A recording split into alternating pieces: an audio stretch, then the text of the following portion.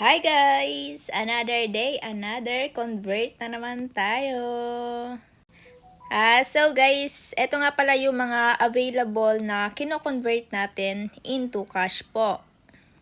Meron tayong GGives, GCredit, Home Credit Kwarta, Atome, Salmon, meron din tayong Skyro, then TikTok Pay Later, Last Pay Later, SPay Later.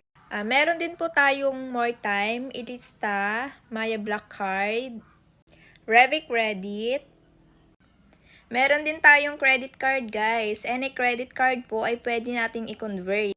And lastly guys, kung meron po kayong funds na hindi mailabas sa inyong mga unverified accounts like GCash, Maya, and GrabPay, pwede po natin yung i-convert into cash po.